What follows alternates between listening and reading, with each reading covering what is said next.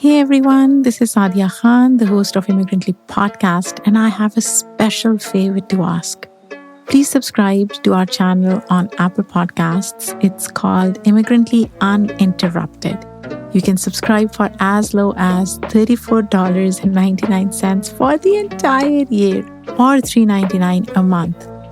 Sure, you'll get ad-free episodes, but this isn't really about skipping ads, guys. Independent media is getting squeezed, and anything to do with immigrant identity, you know what I'm talking about. Sponsors are hesitant. Sponsorships have slowed, especially for small mission-driven organizations like ours. So here's what we have decided. Instead of chasing brands or reshaping our voice to fit somebody else's agenda, we are choosing something different. We are choosing you. If Immigrantly has ever made you feel seen, challenged your thinking, or expanded the narrative around identity and belonging, this is how we keep it that way. Independent, unfiltered, and listener-powered. So please consider subscribing to Immigrantly Uninterrupted and help us build this on our terms. You can find the link in our show note.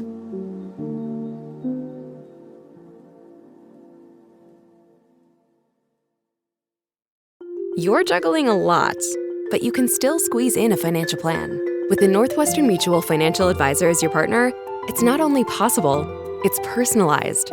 So if you're tying the knot, closing on a house, or welcoming a little one, you'll be ready for whatever life tosses your way. It's the right time to feel less stressed and more certain.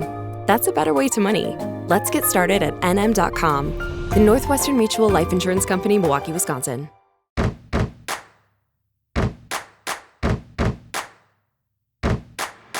Hey Immigrantly listeners, Saadia Khan here. Before we get into today's episode, I just have to tell you something really strange that happened to me recently while I was doing research. So I was fact-checking with Claude, asking it history questions about Iran because I was preparing for an interview.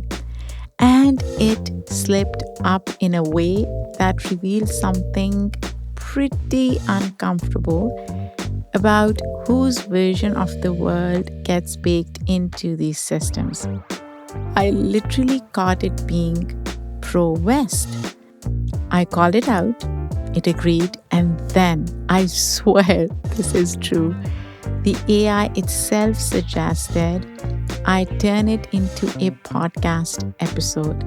So that episode is coming. I am already looking for guests who can talk about AI ethics, how these large language models are taught and trained.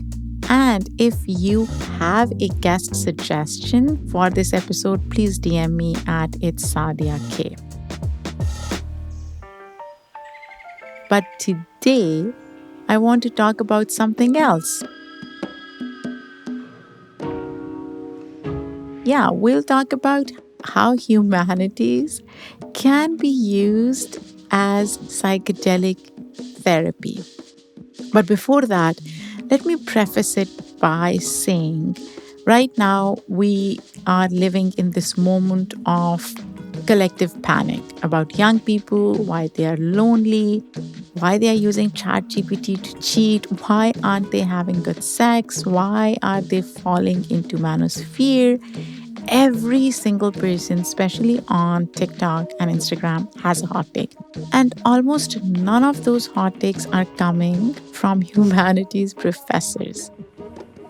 Today's guest thinks this is a massive mistake. Ramzi Fawaz is a professor of English at the University of Wisconsin-Madison, where he teaches queer and feminist theory, American cultural studies, and LGBTQ literature. He's the author of The New Mutants, Superheroes, and the Radical Imagination of the American Comics and Queer Forms. He also hosts his own podcast, Nerd from the Future, and he has a forthcoming book which really caught my attention. How to Think Like a Multiverse, where he argues that the humanities can work like a form of psychedelic therapy, using art, literature, and media to genuinely transform how students see the world. So, without further ado, let's jump right in.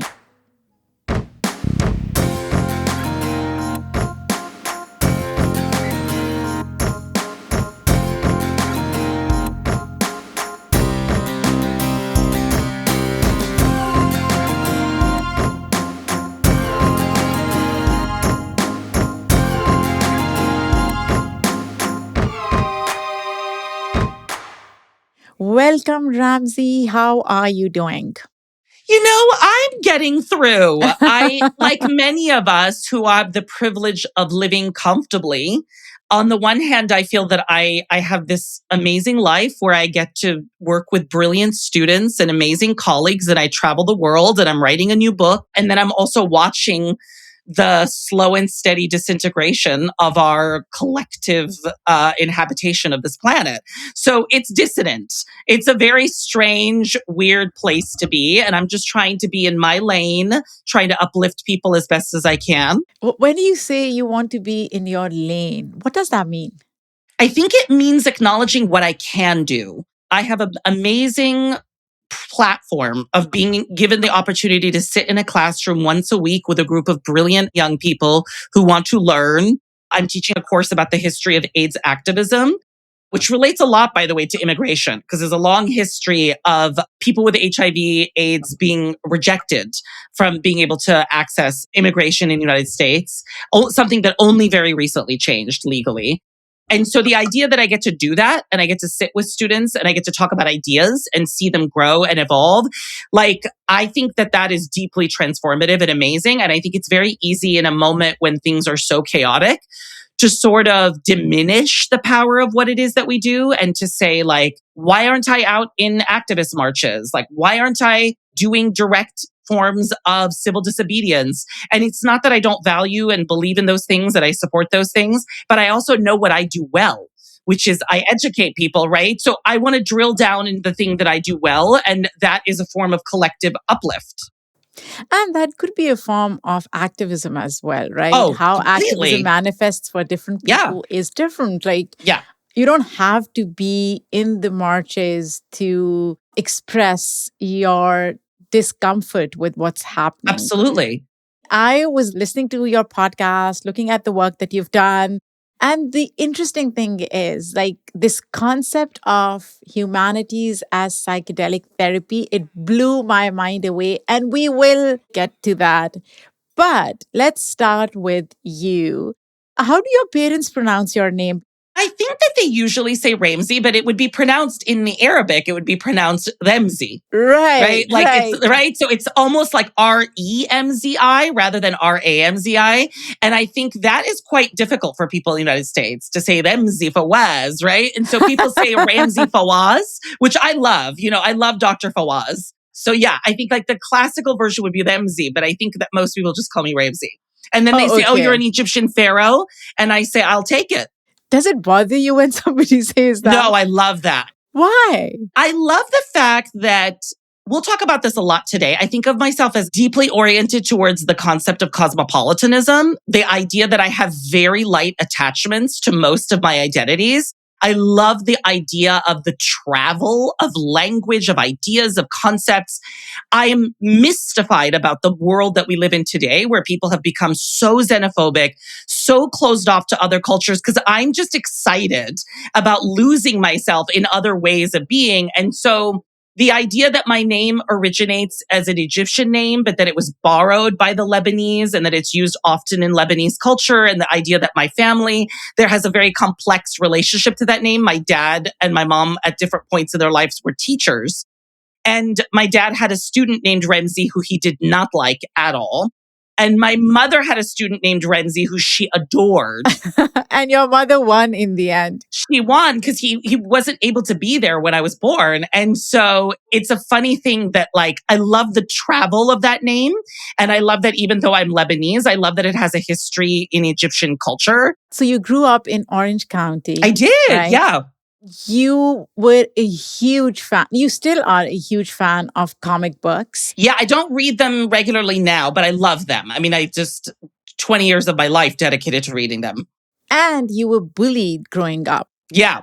So you found solace in comic books. You found solace in characters. What are your favorite characters? I mean, I always go back to Jean Grey and Storm of the X-Men.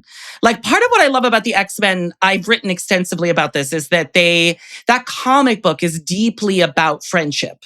It's about the idea of people who are genetic and species outcasts meeting people that share the same social fate, but whom they discover are nothing like them. Like everybody has a different superpower. Everybody has a different skin tone. Everybody comes from a different part of the world, has a different family experience. And I think what's amazing is that the X-Men realize that mutation alone, like the fact that we're different, is not enough as the basis for solidarity. We have to develop friendship. We have to find out all of the different ways that we relate because we have shared values or temperaments or personalities or political commitments. And so what's beautiful about the X-Men is that comic book, while there are certain individual characters like Wolverine and Storm that have become very iconic, really what's most iconic about the comic book are the friendships between certain characters. And Jean Grey, this unbelievably powerful cosmic being named the Phoenix, and Storm, who's like a goddess who controls weather patterns, they had this like lifelong friendship that's been going on for over 70 years in the comic book that is so beautiful and astonishing. And it really, part of what's so powerful to me about it is that in the 70s especially, at a moment when Black and white women in the feminist movement were very often at odds, and that there had been a schism between them over the question of race and class, that the comic book modeled what it looked like for a white woman and a Black woman to have a deep, lifelong friendship that could weather conflict. Do you think that is the case, though? Do you think there is no hierarchy in how white and Black women interact and the kind of friendships that they form? Of course there is. I just think that's the nature of being a human. I don't believe that there is such a thing as having a relationship that is completely unmediated by power. And I think like real friendship acknowledges that something is at play. It acknowledges that dimensions of power are at play. And then it asks, how do we negotiate that relationship? So how do we negotiate that? I think the first is the building of trust. The idea of listening, of recognizing that when you're in a relationship, that there are uneven relationships of power. Like those relationships don't go one way. There are situations in which you could have an interracial friendship in which, let's say, one of those friends is white and that person experiences certain forms of privilege. It's also possible that their friend who is African American or Latinx or Asian has a job at Harvard. Right? It's also possible that that person has deep connections to their family and the white person is disowned by their family for being gay. Right? There are so many different levels at which each person within that duo or that dyad could experience privilege and disadvantage in unevenly distributed ways. And I think that what happens is that in real friendship, people build trust by paying attention to the complexities of another person's life. But don't you think person who is at a hierarchical disadvantage would develop resentment? Sure. And then I think resentment is something you have to deal with and process. How can you have a solid, trustworthy friendship with resentment lurking around? I don't see how you could have friendship without resentment. Really? Absolutely. I actually have a view of friendship that's very different than many people. I think friendship is built on a form of loving betrayal of another person's self-image. I take this from the writer Tom Roach, brilliant queer theorist, who wrote this beautiful book called The Politics of Friendship, in which he uses Michel Foucault, this very famous French theorist, and his a very unusual perception of friendship as forms of mutual betrayal. And what Foucault means is that a true friend is someone who knows you so well that they see different versions of you that you never thought were possible.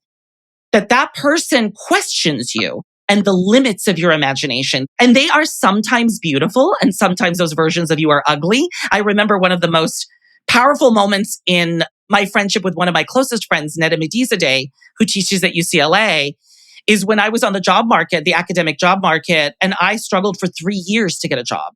And in my third year on the market, I became very jealous of people who were getting jobs. I became very angry and resentful. And my friend said to me, I've never seen this side of you. It's really ugly.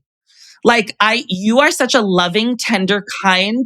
She said, I want you to go work on this because it's a dimension of you that doesn't ring true to who you are. And it was painful to hear that, but it was so loving. And that to me is what friendship is. It's about rubbing up against someone. Some of my closest friends in gay male culture are people who've had incredible access to sex. They are normatively attractive. They're beautiful men. I think I'm a pretty beautiful man, but I don't live in the category that they do. And that has developed a lot of resentment in me where I'm like, why do they have so much access to sex and I don't and whatever? And then I've had to deal with that resentment. I don't want to live in a state of constant anger at my friends. Also, it's not their fault that they're attractive. It's not like they created the system. So I have to learn to distinguish my resentment from my love of those people. And that is what it means to negotiate the unfairness of the world, right? Like, let me put it this way. Are you always the funniest person in your friendship circle? No. But here's the thing. It's like, can you resent to the end of your days the person who's naturally funny? Like, we do live in a world that rewards funniness, that gives those people certain amount of privileges that you're not going to get if you're not fast and if you're not witty. So here's my question. I think, at least from a very human personal experience, the way I would experience resentment is on the basis of how I see myself relative to the outside world in terms of how I'm performing career-wise, how I present myself. So the measures or parameters that I am more conscious of or I'm more fixated on would cause resentment. And to your example, being funny is not something that I think about. It's not something that I care for. But if it was something that I'm really fixated on, that's where comparison starts to happen. Yes, that's fair. And I think that part of what we do psychologically when I use the word negotiate is we decide at every moment in our life, when does it make sense to make the comparison visible in order to show that really pernicious forms of power are operating? But do you think that visibility is something that we can self-regulate? I think we have to. How else do you live in the world? I circulate in a world of gay male sexuality and intimacy that is deeply sexually hierarchized. I mean, gay men have the most elaborated, particularized culture around who is attractive, who is fuckable, who is not, based on body, based on the size of genitalia, based on voice, based on all of these different things. Race is a huge factor of that. Like, I often say that gay Middle Eastern men are the people who've treated me the worst in the gay male community because I do not perform classical Middle Eastern masculinity. I refuse to do those things, right? I spent decades so deeply resentful of that hierarchy, not understanding why. I have a scintillating personality. I'm fun. I'm smart. I'm successful. I have an amazing family. I'm emotionally regulated. Why shouldn't I get more attraction, more sex, more whatever? And the effect was that I seemed that I was angry all the time. So I had to learn to regulate, not to eliminate my analysis, but to say, maybe my analysis is not always right. Maybe I am getting more attention than I think I am, and I'm resentful that I'm not getting attention from certain people. Maybe I have to kind of figure out what self-love looks like, because I am not alone going to be able to dismantle the structural unfairness of gay male sexual life. What I can do, this goes back to staying in my lane, is I can model what it is like to be a kind, generous, loving, open-hearted gay man so that I draw that energy to myself, right? My resentment for that sexual hierarchy has not gone away. It has loosened its grip on me because I have accepted that the world is unfair and that also sometimes I have benefited from that unfairness because I am actually pretty normatively attractive. Like, and I do make a splash and I do have a profile and people do see me out in the world. And I know people who struggle way more than I do in sex and dating. And if resentment leads to healing, then that's great, right? That arc is wonderful. Well, and I will just say, I think resentment rarely leads to healing. Oh, I think resentment has to be negotiated and put in its place. yeah, that makes sense. Right? Like it leads to healing when you acknowledge that it cannot be the dominant emotion. Right. What is that classic? I think it's like, I don't know who it is, like Aristotle or Socrates, like a famous Greek philosopher says that resentment is like drinking poison and wishing your enemy dead. You're absolutely right. Resentment, if regulated, leads to healing. Leads to healing. Yes. Correct. I stand corrected. Right? Like what we know about emotions, and this leads a little bit later, we could talk about my psychedelics work, is that they are an affective or sensory capacity of being a human that have developed over millions of years of evolution, which means that they tell us something really important, right? Like feminists in the 70s said, our feelings are not irrational. They are knowledge. They tell us about how we're responding to the world. That doesn't mean they're right or wrong. They can also misread the world, right? Resentment is a really important feeling state. It also, like anger is. Absolutely. But it sometimes doesn't read or interpret the world accurately.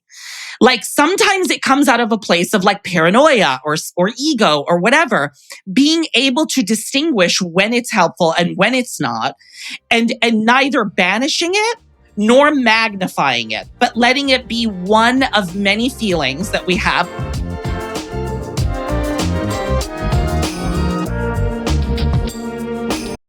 By the time I hit my 50s, I'd learned a few things, like how family is precious. Work can always wait. And 99% of people over 50 already have the virus that causes shingles. Not everyone at risk will develop it, but I did. The painful, blistering rash disrupted my life for weeks. Don't learn about your shingles risk the hard way. Talk to your doctor or pharmacist today. Sponsored by GSK.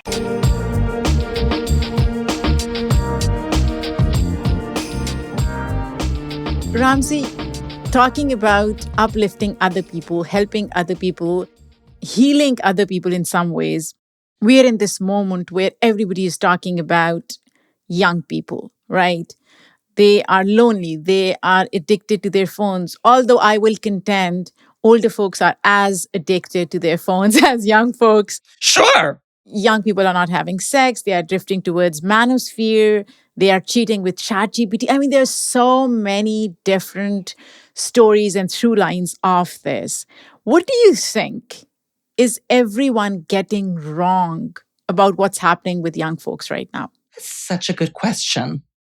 There's a few answers to that. First, I think that people don't realize that young people have a very sophisticated critique of their own addictions. Like the young people of this generation are more educated than any other group in the world. They do struggle with more cognitive issues around learning and comprehension, et cetera. And that is a result of a variety of historical factors, including lowering of funding in schools, the increasing stress on grades and upward mobility and all of that stuff. And this changing nature of our chaotic world, which produces a lot of anxiety, right? And a lot of stress and a lot of, mental struggle, psychological struggle. But I think because they are so educated and they know so much about the complexities of the world, they are deeply aware of the fact that they are driven to distract themselves through social media, that they're driven towards a culture of optimization. And I watch them every day negotiating, that's apparently my favorite word today, their way around it. They are not simply laying down and accepting things as they are. I see my students struggling with social media addiction. They're like, I'm trying to get off of it this week. I'm talking to my therapist about it. I'm trying, right? So what they need from the analysis of them is they need role models, and we're not doing a good job. Why is that? I think that because I mean, my larger view is that I think we're a deeply psychologically dysfunctional and abusive society. And I think that there are many reasons for that. But my own interpretation, which I've said on other podcasts, is like American society has been the most abundant culture in the history of the human species. In the last 150 years, we have experienced greater upward mobility, access to goods, access to food, access to wealth than any other group of people in the history of this planet. Human beings are not psychologically adapted yet to having that level of abundance. Oh, interesting. We have historically lived in unbelievable amounts of scarcity. So we are literally oriented towards hoarding and protecting what's ours. And I think Americans, if you study American history, there is a moment after World War II where Americans honestly believed that they would be the saviors of the planet. Well, they still believe that, don't they? I mean, yes, but they thought they were going to spread the idea of the middle class way of life to the planet, right? Like there was this belief in upward mobility and the idea of universal access to education. The United States, for all of its fuck it upness, I like that word, was one of the biggest backers of the United Nations. I think it's important to remember that the United States, for all of its duplicity, for all of its corruption, did believe at some point there were members of our country, of people in great power, who believed that a global order based on universal human rights, the idea that everybody had to belong somewhere, that everybody had a right to a home, that everybody had a right to education and medicine. These were ideas that were promulgated out of the abundance of the post-World War II period in the United States. What happened was that after 20 years of this explosive abundance in the 50s, 60s, and early 70s, Americans began to realize that the way they were doing it was unsustainable. The end of the 70s sees one of the worst recessions in the history of the United States, right? And suddenly, after 25, 30 years, Americans are like, maybe this won't last forever. I think that we experienced a collective psychological breakdown about having so much abundance and then discovering that it might go away. So is this panic for self-preservation? Is that what's going on? Yes, I think it's that. And I think it's become self-destructive. I think the irony is that the obsession with hoarding, with retaining, with not losing America first, this is for us, it has made everybody not only psychologically miserable, but suicidal. I think we are damaging ourselves in the interest of self-preservation. And what's sad is that there is enough to go around. There are ways to be completely sustainable about the circulation of goods and the circulation of food and the circulation of resources. And here's the biggest thing I want to say, but just to wrap that up, the biggest horror that Americans keep running into is that all that abundance didn't make anybody happy. That's the core root of the self-destructiveness of our culture. Of course, wealth and fame and money makes life comfortable. And there are joys that come with that. There's a lot of rich people that are perfectly happy with their comforts. But generally speaking, at a deep existential level, the fact that Americans have this much abundance and yet are unbelievably polarized, have incredible wealth inequality, that millions of children experience child sexual abuse, that people are deeply suicidal and depressed and drug addicted or whatever, tells us that the abundance alone did not respond to much deeper human needs. Yeah. Oh my gosh. Yes. This episode is brought to you by Cologuard. Do you know what's really scary? Not screening for colon cancer when you turn 45. The Cologuard test is non-invasive, requires no special prep or time off work, and ships right to your door. In just 3 simple steps, Cologuard takes the scare out of colon cancer screening. If you're 45 or older and at average risk, ask your healthcare provider about the Cologuard test. Cologuard is available by prescription only. Learn more or request a prescription today at Cologuard.com/screen.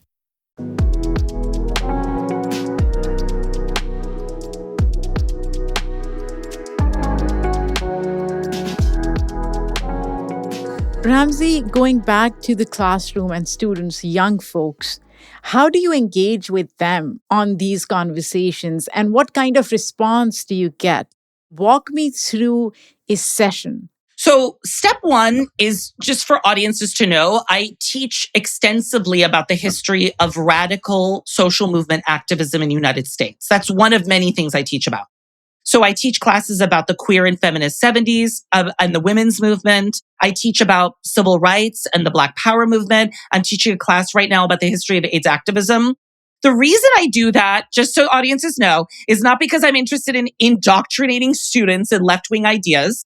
I want students to know about the history of human beings who decided that something about their existence needed to change for their survival, and deciding to find like-minded people and to find nonviolent ways to make that change. You said nonviolent.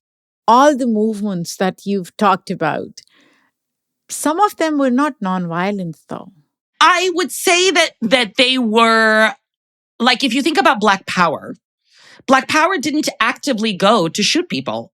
But do you think having this idea of movements that are supposed to be messy, that are supposed to be unpredictable, to be nonviolent through and through, that's like euphemism for control? I would put it this way. I think it's perfectly possible to say that we lead with the value of nonviolence, and we will also protect ourselves when people want to try and kill us. I think both things are true. The civil rights movement partly could only succeed because when civil rights activists were being physically attacked, there were other people who were willing to step in who were not one of the activists to say, I get off of these people, right? When the freedom riders rode through the South, they were physically assaulted multiple times. And part of the reason that some of them survived is that there were other Black people who were not activists who carried guns. Now, it is possible, again, to say when we do social movement activism, we commit ourselves to nonviolence, which does not mean that we're going to allow ourselves to be killed, which does not mean that there is never a place for violence, but that social movement activism cannot be the place for that. Right? What does Frantz Fanon say, the great decolonial thinker? And he says, look, there is no such thing as decolonization without violence. The people who subjected you to colonization did it through mass murder.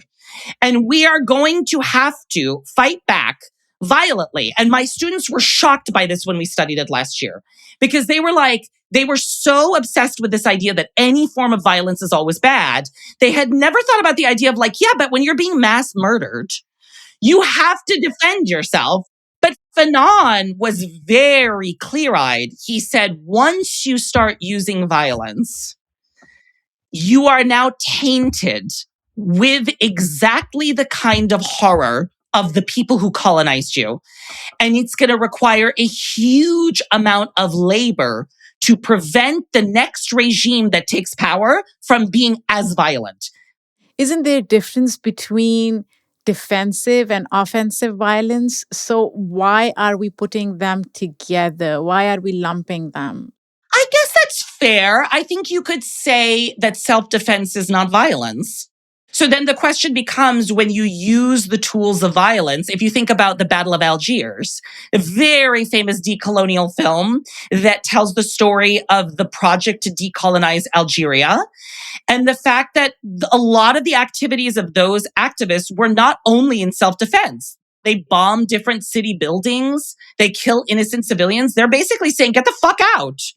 There is a place for debating the validity of that position, right?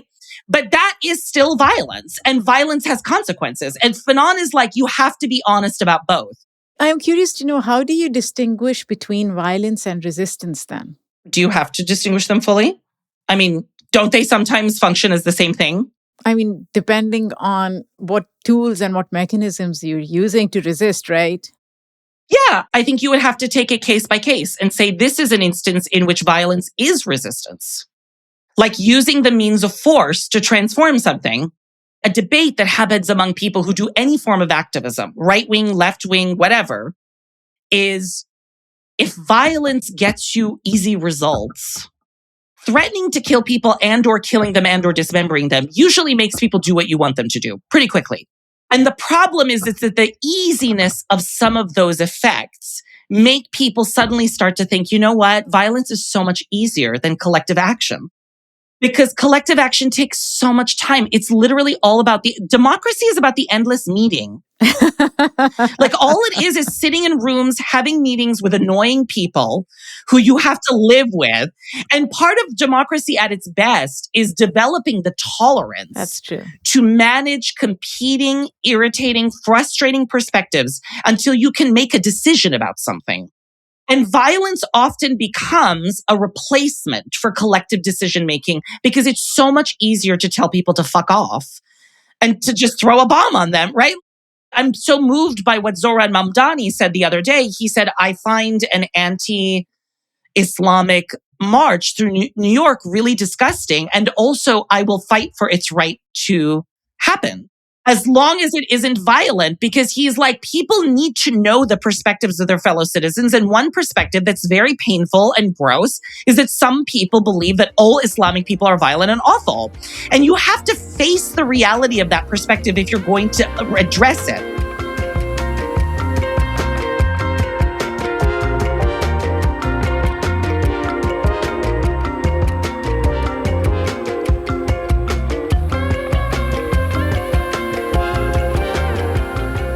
I feel like today's generation, as you said, they are more morally aware. They are more plugged into what's happening, not just in the US, but around the world. But they've also been given vernacular. And sometimes I feel like they don't fully comprehend what that vernacular means or what it entails. And they use it because it's cool and it makes them morally upright. How do you parse it out? I am so glad you mentioned this because this gives me an opportunity to just briefly address the problem of wokeness. Okay.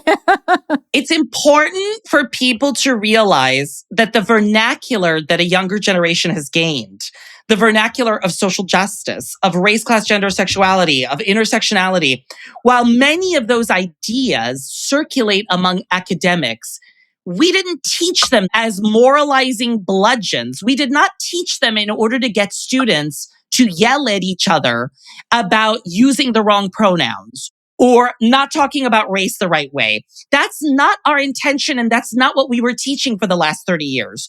We were asking students to recognize that the world is multidimensional, complex, requires a vaster range of vocabulary to describe the uneven distribution of privileges and disadvantages and all of that. It was about nuance.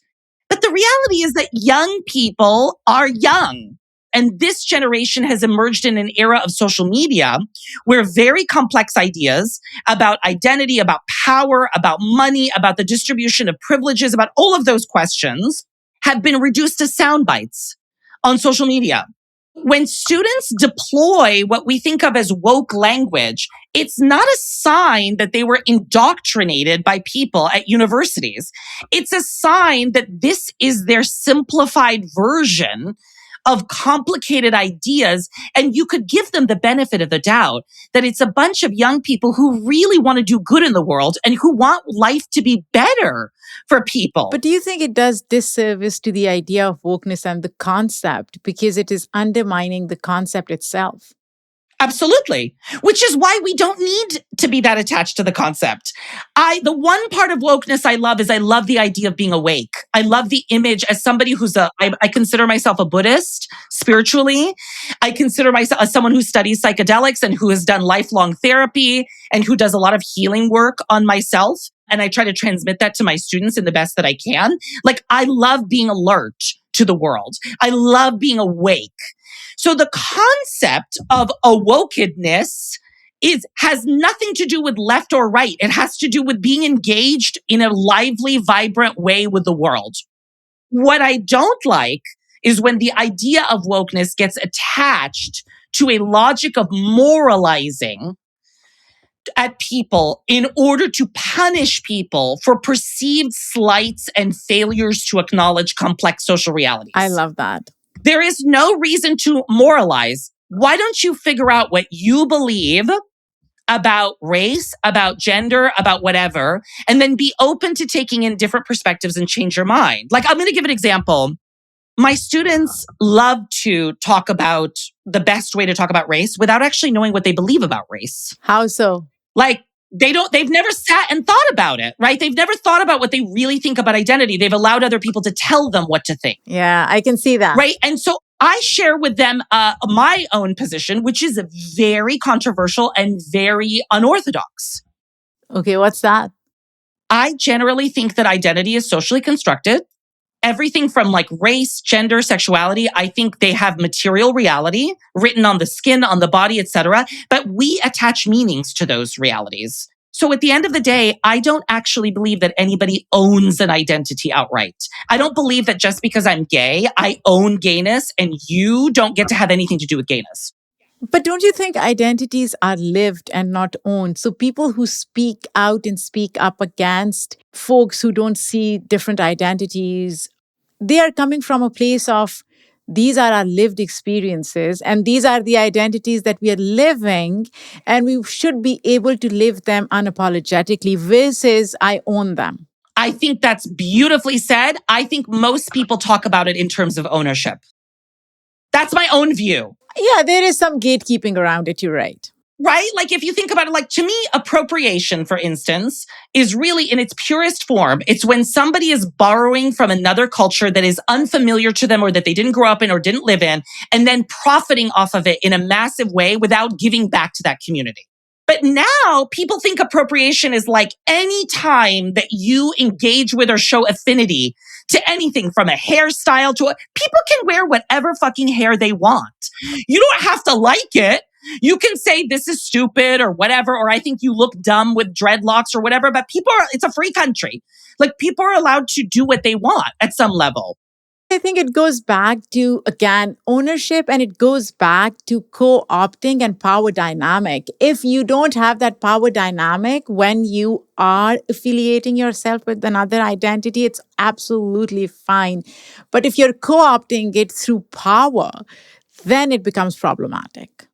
Okay, so let's add another layer to that. In a world that is driven by so many power dynamics, it's almost impossible at this point to show affinity or appreciation or connection to a culture that was not your initial lived one without there being some sort of power being exercised. And with that knowledge, I believe we have to accept that power is still going to operate, and that in order to step outside of our immediate identities and to meet other people halfway, we will have to get better at allowing people to step into our worlds and then saying, oh, I can see, just so you know, like this is actually a little bit more offensive to me and this isn't. Like, let me give you an example. Like I know gay people who, when they see any straight person performing any kind of queerness, they're so offended because they're like, that's not your life or whatever. I could care less. Say whatever you want. Drag is a global phenomenon. I don't think gay people own it. The fact that gay people among themselves cannot agree about the degree to which they are willing to give up their ownership or claim to possession of their identity suggests that there is no universal rule book on the appropriate way to be Black or to be gay or to be trans or to be whatever. So how about we let people who want ownership versus people who are generous in letting other people come into their spheres both coexist, right? Because, I mean, on the flip side, then we shouldn't be judging people who are showing ownership of or are gatekeeping. The idea is like, if we go back to Native and Indigenous philosophies, like Indigenous people didn't believe they possessed the land, right? So as some Indigenous scholars would say, they were never dispossessed exactly because they never thought they owned it. What happened was that a logic of possession came in, and that is what dispossessed people, right? Is that people were forced into a logic of ownership where now Native and Indigenous people have to demand the right to the land, when in fact their original viewpoint was we all own the land together. There's enough to go around. We can share. Yeah, but that would require a collective understanding and self-awareness of what it means, right? Correct. How could we possibly move toward that if we couldn't be more generous about our identities? That's a fair point. You will have to risk having something sort of stolen from you or taken away. And listen, one can recognize that some of us are more privileged to let go of some of our identities than others, right? Like, I already have a job, I'm comfortable, whatever. All of those things could go away. We live in a very precarious world. But like, I don't feel the need to have that much ownership over my identity because I also am surrounded by lots of friends of different identities. And like, I don't care. But if my livelihood depended on my being able to say, but I'm gay, then I could see why I would be more attached to it. Or if somebody was denying your gayness just because you're gay. Sure. What you're internalizing, how you're feeling personally is a function of how society makes you feel, right? Like for me, I am a practicing Muslim, and the way America makes me feel around my Muslimness or my religion, it really forces me in some ways to latch onto it strongly because I'm like, you know what? I believe in it because you're cornering me into saying, well, this ideology is problematic. Okay, so I want to flip that around. That is a completely legitimate reaction formation. There would be another reaction that would say, you're the one who's so fixated on it. You're oppressing me because you're so fixated on my religion, and my understanding of my religion is complex, multidimensional, and open. Like, another response to having one's identity diminished rather than hold on to it tighter is to hold on to it looser. Is to say, I'm actually not that attached to one rigid notion of identity. You are. You're the one who's pigeonholing me, right? Like, so a good example for me is like, I taught a class on Arab American literature and popular culture 3 semesters ago when the encampments had happened. I felt like I was shocked that even though there's a very strong Middle Eastern studies department here, nobody was doing Arab American stuff. And I'm an American studies scholar. It's not even my area of expertise, but I was trained by a brilliant scholar of Arab American culture, Melanie McAllister. And I thought, I'm going to use everything I learned and I'm going to teach this class. Loved teaching this class. It was so much fun. The students were so amazing. And we talked a lot about Islamophobia and anti-Arab sentiment. The students, many of whom are white passing, like half the class was white identified, half were from different parts of the Middle East. And many of the students who were Arab American but white passing talked about experiencing Islamophobia and anti-Arab sentiment where they grew up. And I thought, I never experienced any anti-Arab sentiment when I was a kid in Orange County, ever. Neither did my mother. We talked about it, and I think it's because I was so visibly gay. Americans are so racist about Arab people. They assume that Arab people are so homophobic that they cannot imagine that there would be a visibly gay Middle Eastern person. Like, they have a really difficult time thinking of those categories together. So in a way, when people saw me being so flamboyantly gay, they assumed I was white or Jewish. Not that there's anything wrong with either of those categories, right? But like, they couldn't fathom that I was Lebanese American and gay. They couldn't also fathom that I'm a Lebanese American person who feels a very light attachment to my Middle Easternness, to my Americanness, to my gayness. These are all socially imputed categories that I didn't get to choose. You see them as social constructs. You see them as fluid or ever changing. Yeah, I get that. To say that doesn't mean that they aren't real, that they aren't material, that they are not lived. I feel they under-describe me. Give me a word that you think, and there may not be just one word, that really truly encapsulates who you are as a person. Intense. I think my most identifying characteristic is temperamental. I'm a radiant person. When I was growing up, people were so critical. Like, my teachers loved me and my parents loved me, but most people in the world were like, you're too loud, you're too intense, you're too passionate, you're too whatever. It was always associated with gayness. Like, you're so gay, right? And then as I grew older and I grew into my masculinity and my version of intellect and whatever, I realized I'm deeply interested in the world. I'm like, why are things this way? Like, why do people talk like this? Why do people do this? Right? And my intensity, I came to realize, is a great gift given to me by the universe, by God, I don't know, that people are actually desperate to be close to. People really want a piece of the intensity. They're like, oh my God, you're so energetic and you're so fun. I've had to actually learn to modulate that because people can use it like a jumper cable. Like, they're like, I want to steal all of your energy because I don't feel great about my life or whatever. So I often say to people, if I had to hierarchize my identities, which you don't have to, by the way, but if I had to, But you could, yeah. I would say that number one, I'm an intellectual. Like at my core, that's my great identity. It's not racial, it's not ethnic, it's not national, it's not gender. I'm an intellectual. I want to know why things work. I'm curious, I ask things. I like that. The second identity is temperamental. I'm intense. I'm an intense person. Then it's like, I'm gay. Then it's like I'm Middle Eastern.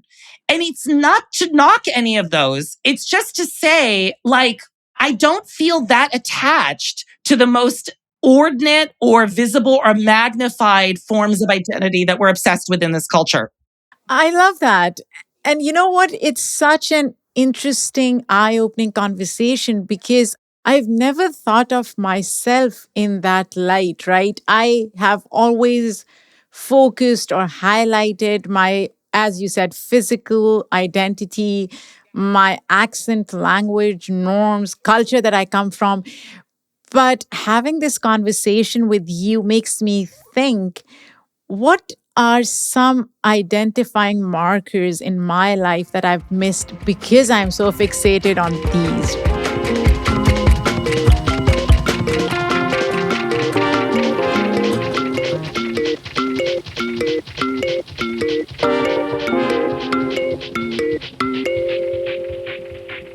I do want to talk about one thing, which is humanities as psychedelic therapy. Humanities have existed for eons, right? People study art, literature. But do you think just having that interaction with art and literature would produce those visual, auditory hallucinations or seeing yourself in a different light? Like, what confuses me in this argument is, if that is the case, why haven't we witnessed it already? Great question. So the comparison I make between humanities education and psychedelic therapy looks something like this.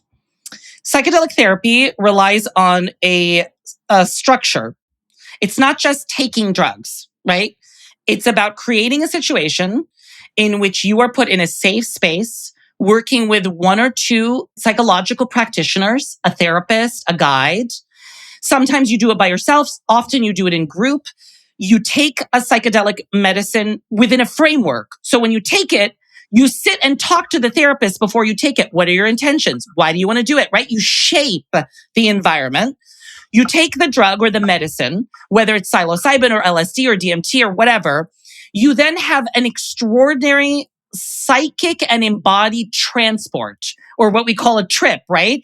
Your body experiences a massive overflow of emotion and feelings. It is defined, as the historian Ido Hartogson says, by amplification.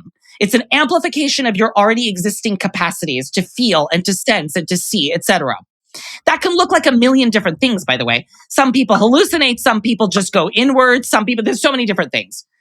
But the key mechanism of healing, like when we talk about the fact that people are using psychedelics to try to respond to long-term forms of mental distress, the mechanism of healing is repeatedly being revealed to be the process of integrating or talking about the experience afterward. If it were the drugs alone, then I always say this, then millions of ravers around the world would be healed of their trauma. And we know that that's not true. So the process of then working through what happened to you, producing meaning making, saying, I saw these things, I felt these things, this is what I think they were telling me. That is called integration, the process of taking this experience and integrating it into the holistic fabric of your being. And it usually works really well with groups. So I've done group psychedelic therapy 3 times. It's been life transformative. And what I noticed in each of those integration sessions as it was happening was, this looks just like my classroom. I was like, this is what we do. I don't give students drugs. Obviously, it's illegal. And as I always joke, I wouldn't want to do drugs with them. They're like the last people that I want to do that with like 21-year-olds. But what I give them instead of psychoactive medicines is art, literature, media, culture that affects their psychology. I expose them to a variety of art forms that shake the foundations of what they know to be possible. Imagine like when they're watching a movie, their optic nerve is absorbing things they've never seen before. It's going into their brain. Like I didn't have to give them drugs to ingest. I just had to ask them to read something. Right? It's literally activating neural pathways in the brain that didn't exist before. But I don't just leave them. We then meet every week and we integrate what happened to them through long form discussion. So to answer your question more specifically, do I believe that just encounters with art change people? No, they're just catalytic moments. It's the exchange of interpretations that allows people's perspective to change. So this is why the power of education, why so many people also want to eliminate higher education, is they're terrified of the fact that we produce this one space where we sit and integrate worldly experience in the interest of change, of people evolving and transforming. Why hasn't this happened more widely? Think about how few spaces in public we have to talk to each other anymore without just yelling at each other on social media. We just don't share our interpretations in a way that is dialogic. People just share hot takes That's true. on the internet and yell at each other, and that's it, right? The lack of a space, the lack of tolerance that Americans have for just negotiating differences, of seeing someone interpret a movie differently and not running away, right? Of just the friction of that. So that to me is the beauty of both the psychedelic experience and humanities education. It's about not running away from friction. How would you apply it if you were to apply it outside the classroom? What kind of conditions, framework, mechanisms would you use? It's a great question. So I'll talk about my own life. I mean, the number one bedrock is that I believe in exposure. I expose myself to such a vast range of media. You know, I go to art museums, I play video games, I go to raves and I dance. I read tons of books. You know, I never can achieve as much as I want. There's so much that I don't view. I don't watch TikTok just because of time constraints. You know, I'm already wasting enough time on social media. But the first thing is that I am open. I'm really open to being disturbed by ideas that are scary and weird. I'm really open to people disagreeing with me. I'm not scared of confrontation. So like I often say I'm a very strong opinions held lightly kind of person. So that's one. I like that description. Number two, I prioritize talking to people in my life. I understand that people have different temperamental tolerances. So some people are really, one of my best friends in the world is very introverted and only wants to talk on the phone maybe once a month for 20 minutes. But we text constantly. And he loves leaving a voice memo or texting or whatever. Other friends, the amount of time I spend on the phone is unbelievable. It is just as much as going to the gym and eating right and moving around. I need to be talking to people that I love, and I need to be telling them what I'm watching and reading. So I get into the practice of not only experiencing things in the world, but wanting to know what other people think. Like just screw empathy. I love empathy. Empathy's great. How about just like curiosity about what people think? How about just like being like, oh, I'm not the only person that exists on the planet. And like, I wonder what other people think and why. How about practicing engagement? Like building a tolerance for interaction. So that's two. And I would say the last component, I think this is like one of the biggest problems in American culture today. People love to talk a big game about their politics, about their intellect, about their values, and then they don't implement it in how they behave at all. And the third most important element of how I live out the things I teach to my students is I'm actively working to implement what I'm learning in my engagements with art and other people in my everyday life. I know I need to keep working at getting more gentle, at having less heated conflict, at questioning the intensity with which I approach everything. These are things I'm working on. I go to yoga, I go to therapy, and I don't just sit and talk about my problems. I think about actionable ways to behave differently so that I actually live better and in greater harmony with myself and other people. And that lack of ability to connect insight with action is one of the fundamental problems in our society. We talk all about how terrible the dating pool is, but we don't stop ghosting people. And we don't stop behaving better. And we don't stop running after people that are unavailable. It's like, girl, if you don't want all that shit, then stop running after people that are like, I had to learn that lesson. It goes back to the resentment thing. It's like being self-aware, but in a way where, again, self-awareness doesn't just become another word or vernacular that we are throwing out there. Being very intentional about that self-awareness. I love that.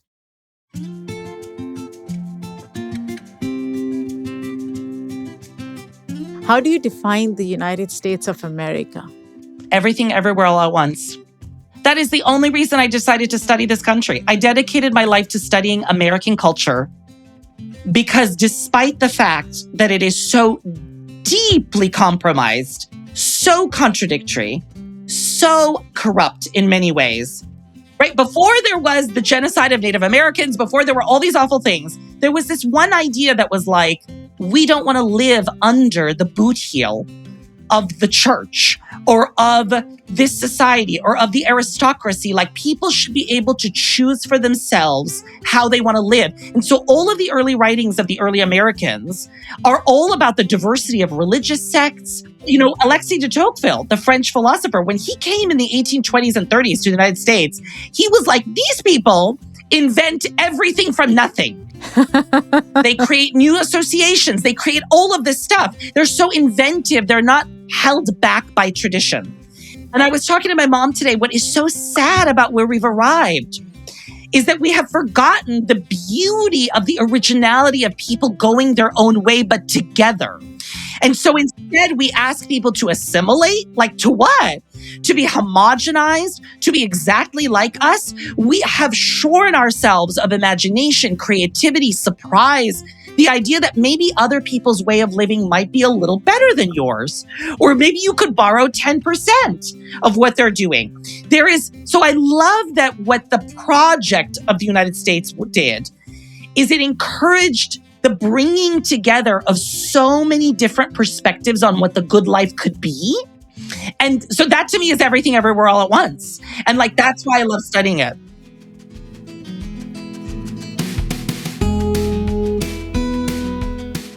Ramzi, when is your book coming out? Oh gosh, it's still a while. I'm very glad to have a book contract with my press, NYU Press. The book hopefully will be finished in 2027, and usually academic books take another year. But people can read 3 articles from the book, which are all on my website. I wrote an essay called Tripping on Mushrooms with Edward Said, The Case for Literary Studies as Holistic Medicine. I wrote another essay called Web Detachments that's about the Spider-Verse films, which I love so much. So all of those are on my website. I also have my podcast, Nerd from the Future, which people can listen to. A lot of the ideas from the book are in the podcast. We have a 2nd season coming out in April. And then lastly, I am teaching a course, a 5-day workshop at the Esalen Institute in Big Sur, California at the beginning of June. And people can find that on my website, ramzifawaz.com. It's all about what we've been talking about. It's called The Thrill of Groundlessness, Flowing Through Life Without Absolutes. And it's all about what it means to live in a world where our identities are not absolute and fixed. I love it. Ramzi, thank you so much. Thank you. As I said, we could have gone on for another hour. Hopefully, we can have you back on Immigrantly. I would be delighted. Thank you. This was so beautiful. Oh my God, I could have talked to you for hours. You asked the best questions. Thank you, Ramzi.